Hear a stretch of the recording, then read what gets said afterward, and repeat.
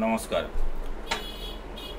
আজকে আমরা জানবো যে অক্ষয় তৃতীয়া বা খাদা পুজো কেন করা হয়।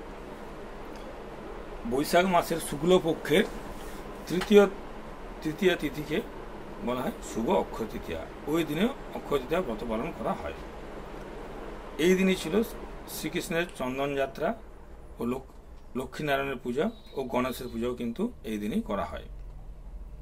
রঘুনন্দনের তিথিতত্ত্ব থেকে জানা যায় যে অক্ষয় তৃতীয়ার সূচনা হয়েছিল সত্যযুগে, যেদিন গঙ্গা দেবীকে মর্তালোকে নিয়ে এসেছিলেন জনার্দন। এই দিনটিকে অক্ষয় পূর্ণ দিন হিসেবে মানা হয় এবং সেই সত্যযুগ থেকেই কিন্তু আমরা সত্য, ক্রেতা, দাপর, কলি এটা কিন্তু এই অক্ষয় তৃতীয়ার পুণ্যতিথি আমরা মেনে আসছি। তো এই দিনে যদি নিষ্ঠা সহকারে পূজার্চনা করা যায় বা দান ধ্যান করা যায় বা গণেশের পুজো, শিবের পুজো, লক্ষ্মীনারায়ণের পুজো বা ভগীরথের পুজো যদি করা যায়, তাহলে সারা বছর সুখ, স্বাচ্ছন্দ্য, শান্তি, ঐশ্বর্য কিন্তু পাওয়া যায়।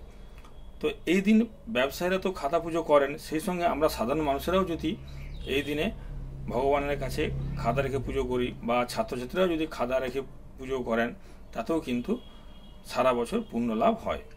সুতরাং অক্ষয় তৃতীয়ার দিনটি শুধুমাত্র ব্যবসায়ীদের জন্য কিন্তু নয়।